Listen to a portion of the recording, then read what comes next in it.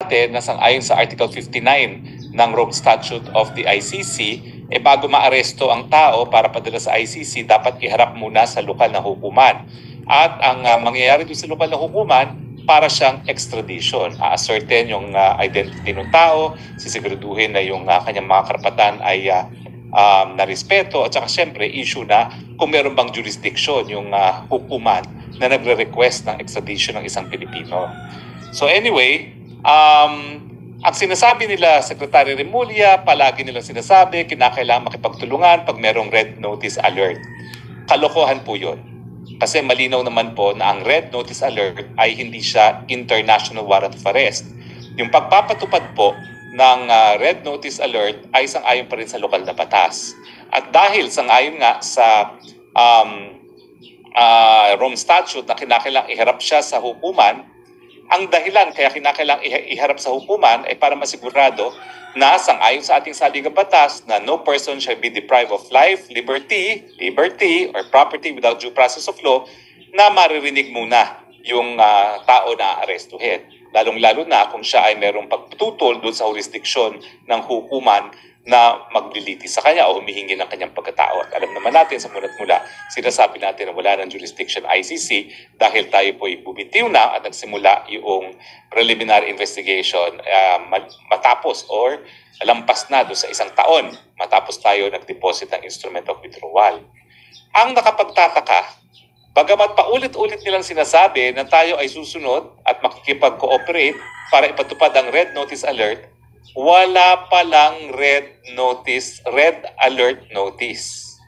Wala palang red alert notice. Now, ano ba pagkakaiba itong sinasabi na red alert notice, no? At saka yung Interpol diffusion? Well, unang-una po, ang diffusion, bansa lang ang nagpapakalat niyan sa iba't ibang bansa. Ibig sabihin, nanggaling sa Pilipinas yung diffusion order. At yung diffusion order ay nakikiusap ang Pilipinas na arestuhin or at least i-facilitate yung pag-aresto para ma-extradite ang isang tao. Siguro kaya sila kumuha ng diffusion order, ang intensyon nila sa Hong Kong huhulihin. Pero kung ikaw ay merong diffusion notice, bakit mo na mapadadala sa sarili mo yan? Ikaw lang bilang isang bansa ang nakikiusap na kung mahahanap nyo itong taong ito sa jurisdiction ninyo, pakihuli lang at pakidala sa amin para siya ay ma-extradite.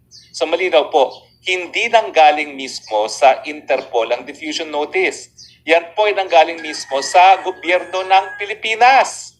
Ibig sabihin, kung yan ay hiningi natin para hilingin sa Hong Kong na arestuhin si Presidente Marcos, well, naintindihan natin yun kasi nga wala namang jurisdiction ng Pilipinas sa Hong Kong. Pero kung yan ay galing mismo sa Pilipinas, para namang ulul yan.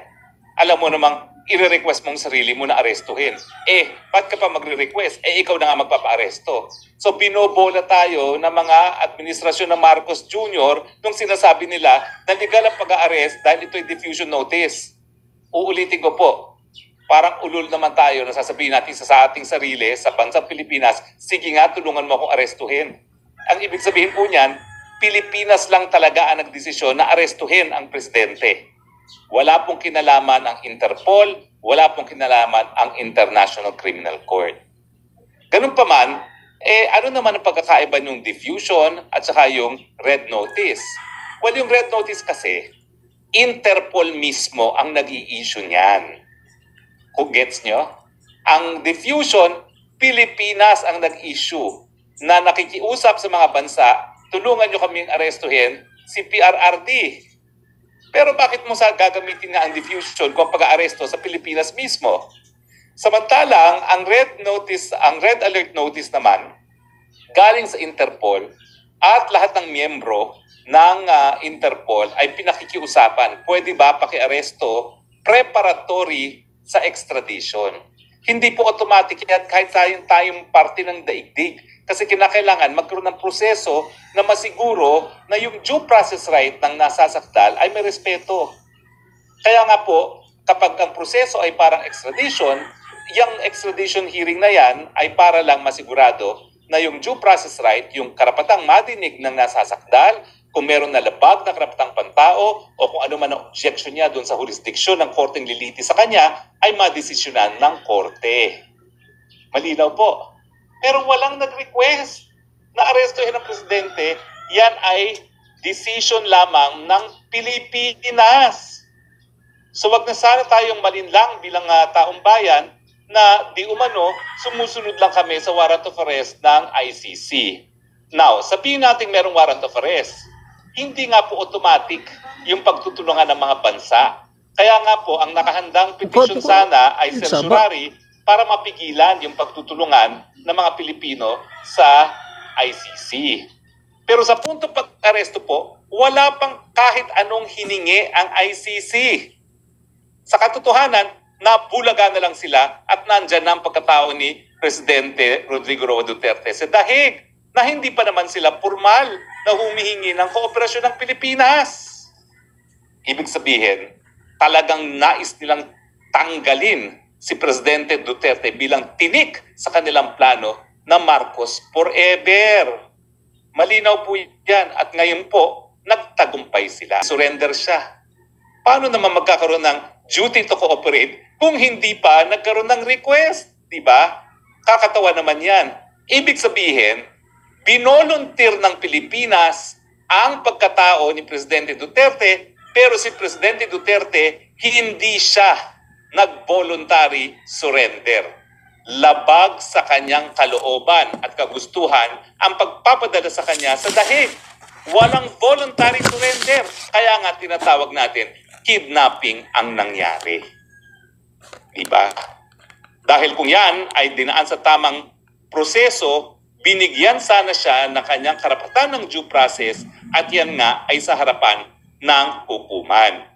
Kaya lang, kung todo bola sila, di umano, sumusunod lang kami sa ating obligasyon sa tratado. Hello!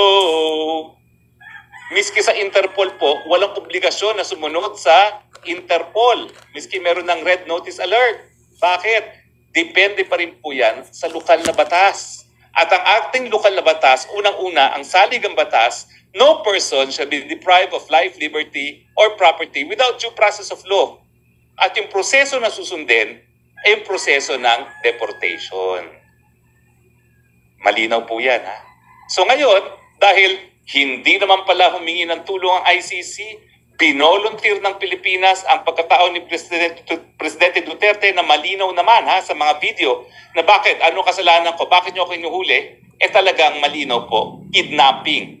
Malinaw na malinaw pa sa sikat ng araw ang nangyari. Kaya nga po, umaasa ako na dahil sibilisado naman ang mga West sa ICC at sibilisado naman yung hukuman na yan, na hindi sila papayag na magpatuloy ang kanilang jurisdiction, gayong ang pagkatao ni Presidente Duterte ay nakuha sa pamamagitan ng kidnapping. Malinaw po yan. Maraming salamat nga pala dun sa nagpadala sa akin ng yung diffusion notice. Parang